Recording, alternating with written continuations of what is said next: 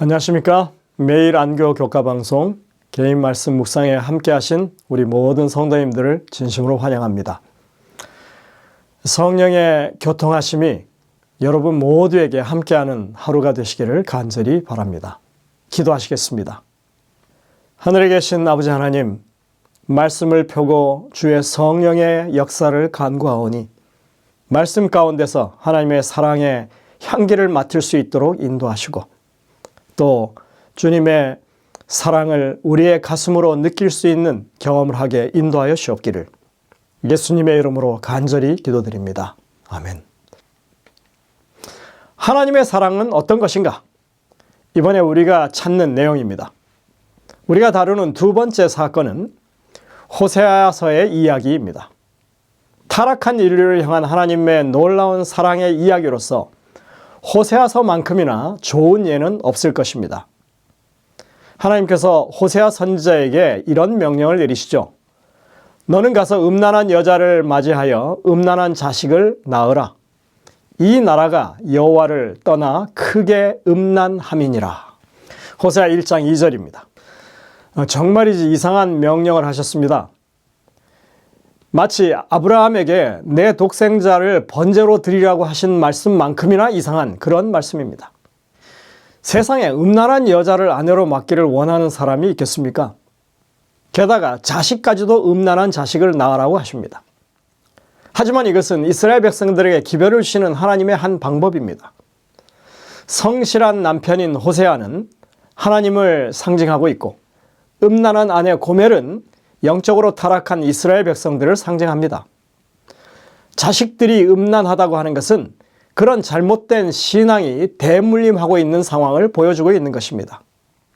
이스라엘의 불성실함과 영적인 음행에도 불구하고 하나님께서 당신의 백성을 사랑하시는 것을 보여주는 생생한 실물 교훈을 지금 주고 계시는 것입니다. 이렇게 선지자의 가족들을 통해서 기별을 증거하시는 일은 에스겔을 통해서도 보여집니다. 당시 상황은 예루살렘이 바벨론의 침공으로 말미암아 국운이 거의 기울었던 때입니다.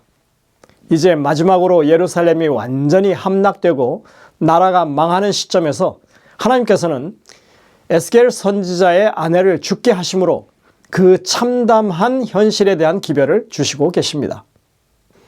인자야, 내가 내 눈에 기뻐하는 것을 한 번 쳐서 빼앗으리니 너는 슬퍼하거나 울거나 눈물을 흘리거나 하지 말며 죽은 자들을 위하여 슬퍼하지 말고 조용히 탄식하며 수건으로 머리를 동이고 발에 신을 신고 입술을 가리지 말고 사람이 초상집에서 먹는 음식물을 먹지 말라 하신지라.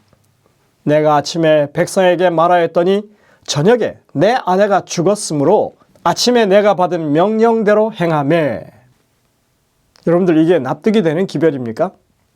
아마도 저 같으면 이 사역을 감당하지 못했을지 모르겠습니다. 목회자에게 있어서 아내의 사역이 얼마나 중요한데 음란한 아내를 얻으라. 내 아내가 죽을 것이니 곡하지도 말고 슬픈 기색도 하지 말라. 너무 극단적인 그런 방법을 사용하시는 건 아닙니까? 그러나 우리가 분명히 알아야 할 것은 지금 이스라엘이 처한 상황이 매우 극단적인 상황이라고 하는 것입니다. 그들은 이미 전쟁의 참상을 겪었고 패배해서 바벨론의 포로로 끌려와 있는 상황입니다. 나라가 망해가도 그들은 여전히 곧 이 나쁜 상황이 끝날 것이라는 거짓 선지자들의 말을 믿고 있는 것입니다. 그리고 우리가 꼭 생각해야 할 것은 부정한 아내를 두고 고생하며 사는 호세아나 갑작스런 아내의 죽음을 맞이한 에스겔의 슬픔과 고통을 생각할 때 인간이 느끼는 슬픔과 고통, 그 상실감과는 비교할 수 없이 큰 고통과 슬픔과 상실감이 하나님께 먼저 있다고 하는 사실을 우리가 외면해서는 안 된다고 하는 것입니다.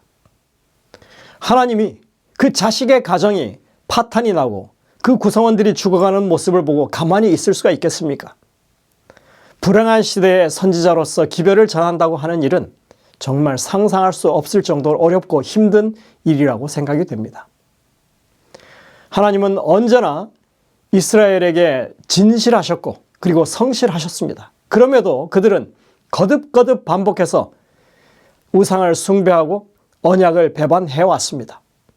성경은 그것을 간음이라고 말합니다. 부정을 저지른 것입니다. 그럼에도 불구하고 호세아서를 통해서 하나님께서는 그들에게 넘치는 사랑을 베푸신다고 말하고 있습니다. 호세아 3장 1절입니다. 여호와께서 내게 이르시되 이스라엘 자손이 다른 신을 섬기고 건포도 과자를 즐길지라도 여호와가 그들을 사랑하나니 너는 또 가서 타인의 사랑을 받아 음녀가 된 그 여자를 사랑하라 하시기로. 호세와 결혼했던 고멜은 자식을 낳고서도 다른 남자와 눈이 맞아서 가출한 상황임이 여기서 보여집니다. 하나님께서는 그런 고멜을 찾아가서 설득해서 다시 불러들이고 그녀를 사랑하라고 명하십니다. 그리고 이 명령을 하실 때 이스라엘과 하나님과의 관계를 먼저 설명하신 것에 우리가 주목해야 합니다. 단지 호세아 이 개인에 관한 문제가 아닌 것이 분명한 것입니다. 하나님은 당신의 백성을 온전하고 신실하게 사랑하셨지만 그들은 그분을 멸시하고 다른 신을 쫓아 섬기고 숭배함으로써 그분을 깊이 슬프시게 하고 회복할 수 없을 정도로 그 관계를 깨뜨려 버렸습니다. 웬만해서는 정상적으로 상대하기 힘든 그런 대상들이죠. 그러나 하나님은 인내하시고 다시 그들을 아내로 사랑하기를 원하신다고 하는 것입니다. 우리는 호세아서의 마지막 장인 14장에서 결론적으로 이렇게 말씀하시는 하나님의 음성을 듣게 됩니다. 이것이 하나님의 최종 선언입니다. 호세아 14장 4절입니다. 바로 기억절입니다. 이번에는 세 번역으로 읽어보겠습니다. 내가 그들의 반역하는 병을 고쳐주고 기꺼이 그들을 사랑하겠다. 여기 그들의 반복적이고 습관적인 배도를 병으로 묘사한 것이 아주 흥미롭습니다. 하나님은 끝까지 포기하지 않으십니다. 내가 그들을 고치고 치유하겠다는 것입니다. 그래서 그들을 계속 사랑하겠다고 하십니다. 이 말씀에서 기꺼이라고 이렇게 표현하고 있는데 그 용어는 히브리어에서 네다바라고 하는 단어입니다. 이 단어는 자발적으로 베푸는 그런 어떤 것을 의미하는데 이것은 성소 제도에서 자원해서 드리는 제물을 뜻하는 단어가 같습니다. 성소에서 자원해서 드리는 제사하면 여러 가지 제사를 꼽을 수 있는데 대표적으로 화목 제물을 들 수 있습니다. 사실 이 속죄제나 속건제도 같은 그런 제사에 속합니다. 각자가 원할 때 드릴 수 있는 제사인 것입니다. 그리고 자원제 가운데는 번제도 자원하는 제사입니다. 성소 제도가 정착하기 전에 개인이 드렸던 모든 번제가 그런 자원제였습니다. 그런 취지에서 볼 때 이 자원하는 제사, 기꺼이 드려지는 그 제사가 사람의 입장에서 하나님께 드리는 제사만을 우리가 생각할 수 있느냐? 아니요. 그 반대도 생각할 수 있는 것입니다. 성소에서 드려지던 매일의 조석 번제는 하나님이 우리를 위해서 마련하신 자원제라고 할 수 있는 것입니다. 죄인의 입장에서가 아닌 하나님의 입장에서 매일 2번씩이나 기꺼이 당신의 백성들을 위해서 하나님께서 우리를 위한 제사를 감당하고 계셨음을 알 수 있는 것입니다. 호세아서와 성경 전체에서 하나님은 당신의 백성을 향한 놀라운 헌신과 자비를 보여주십니다. 비록 그들이 계속해서 다른 연인을 쫓아다니고 깨어진 언약의 관계는 회복될 수 없을 만큼 그렇게 깨어졌지만 하나님께서는 기꺼이 계속해서 그들을 사랑해 주십니다. 이 하나님의 자원하는 구원의 섭리가 매일의 번제를 통해서 백성들이 잘 알지도 못하는 사이에 계속 진행되었다고 하는 사실을 우리가 기억해야 합니다. 하나님의 백성이라고 하는 사람들이 계속해서 배도를 일삼고 그 사랑을 받을 자격도 잃어버리고 그리고 정당한 권리도 다 사라졌지만 그러나 하나님은 그들의 도덕적인 수준에 상관없이 또 어떤 것을 강요함이 없이 그들을 계속해서 사랑하고 계시는 것입니다. 호세아서를 비롯해서 성경 전반에 걸쳐서 하나님은 자발적으로 우리를 아낌없이 사랑하십니다. 우리는 호세아서에 나오는 이름을 통해서 하나님의 구원의 의지를 살펴볼 수 있습니다. 호세아라고 하는 이름 자체가 구원을 의미하죠. 기별자의 이름이 구원인 것입니다. 구원이란 이름을 가진 선지자가 하나님의 구원을 외치고 있습니다. 그리고 그 세 자녀가 등장하고 있는데 그들의 이름은 이렇습니다. 장자의 이름은 이스라엘이죠. 하나님이 흩으신다입니다. 장녀의 이름은 로루하마입니다. 긍휼히 여김을 받지 못하는 자라는 뜻입니다. 차남의 이름은 로암미입니다. 내 백성이 아니다 하는 그런 말씀입니다. 장자 이름이 이스라엘입니다. 그들이 징벌을 받아서 흩어지겠지만 후에 하나님께서 그들을 한 곳에 모으실 것이라고 말씀하고 있습니다. 호세아 1장 10절 11절입니다. 너희는 살아계신 하나님의 아들들이라 할 것이라. 이에 유다 자손과 이스라엘 자손이 함께 모여 한 우두머리를 세우고 그 땅에서부터 올라오리니 이스라엘의 날이 클 것이미로다. 흩으셨지만 한 곳에 모이리라고 말하고 있습니다. 그리고 나머지 두 남매의 이름이 바뀌죠. 로루하마는 루하마로 바뀝니다. 그 의미가 긍휼히 여김을 받는 자입니다. 로암미는 암미로 바뀝니다. 이제는 내 백성이라고 하는 그런 의미로 바뀝니다. 이렇게 이름이 바뀌는 것은 히브리 말을 알면 쉽게 이해가 되는 내용입니다. 히브리어에서 앞에 로라고 하는 글자만 떼어내면 바로 바뀐 이름이 되는 것입니다. 히브리어에서 로는 무엇이 아니다, 무엇을 하지 않다라고 하는 그런 부정을 나타내는 단어입니다. 그래서 그것이 떨어져 나가면 긍정적인 의미로 내용이 바뀌는 것입니다. 이건 아주 흥미있는 그런 현상입니다.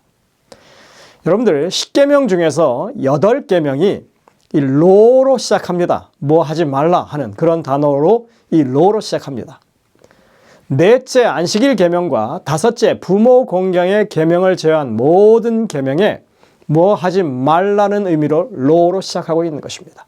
그런데 그렇게 하지 말라는 것을 안 하게 되는 상황이 하나님의 계명에 순종하는 게 되는 것입니다. 그래서 이름에서 로가 없어지는 것은 결국 그들이 하나님의 말씀에 순종하는 사람들, 그래서 회복되는 상황이라고 하는 것을 보여주고 있는 것입니다. 참 흥미로운 그런 내용이죠. 호세아서를 마치는 14장의 마지막 부분에 보면 이것이 적용 가능한 내용이라고 하는 것을 알 수 있습니다. 14장 8절 9절입니다. 에브라임의 말이 내가 다시 우상과 무슨 상관이 있으리요 할지라. 내가 그를 돌아보아 대답하기를 나는 푸른 잣나무 같으니 내가 나로 말미암아 열매를 얻으리라 하리라. 누가 지혜가 있어 이런 일을 깨달으며 누가 총명이 있어 이런 일을 알겠느냐? 여호와의 도는 정직하니 의인은 그 길로 다니거니와 그러나 죄인은 그 길에서 걸려 넘어지리라. 하나님께서 그들의 고질병, 불순종하고 우상숭배하는 병을 고치시면 그들의 삶이 우상숭배와 불순종에서 이제 거리가 멀어지게 될 것으로 지금 바뀌는 상황을 말씀하고 있는 것입니다. 하나님은 지금 그 일을 이루기 위해서 자격이 없는 우리를 기꺼이 사랑하시고 은혜를 베풀어 주고 계시는 것입니다. 영감의 교훈에 보면 이렇게 말합니다. 자격 없는 자에게 주는 호의. 주께서는 우리의 타락한 상태를 아셨다. 주님은 우리가 은혜를 필요로 하는 것을 아셨으며 우리 영혼을 사랑하셨으므로 우리에게 은혜와 평강을 주셨다. 은혜란 받을 자격이 없는 자와 버림받은 자에게 베푸는 진정한 호의를 뜻한다. 우리가 죄인이어서 하나님의 자비와 사랑에서 우리를 끊어버리는 대신에 우리에게 당신의 사랑을 행사하신다는 사실은 우리가 구원을 받음에 있어서 절대적으로 필요한 것이다. 가려 뽑은 기별 1권 347쪽에 있는 말씀입니다. 아직 우리가 다 깨닫지 못하는 하나님의 큰 사랑이 있습니다. 그래서 이것은 짝사랑이라고 표현되는 것입니다. 그러나 그 사랑 때문에 우리에게 기회가 있음을 여러분들 기억하고 감사하게 되시길 바랍니다. 기도하시겠습니다. 하늘에 계신 아버지 하나님, 정말 하나님의 크신 은혜를 다시 한번 감사를 드립니다. 우리의 이 연약함, 우리의 이 죄됨을 주님께서 다 아시지만 우리를 여전히 사랑하시고 말할 수 없이 큰 사랑으로 우리에게 기회를 허락하시는 주님을 오늘도 바라보며 감사하며 찬양하는 저희들 되게 인도하여 주옵기를 예수님의 이름으로 간절히 기도드립니다. 아멘.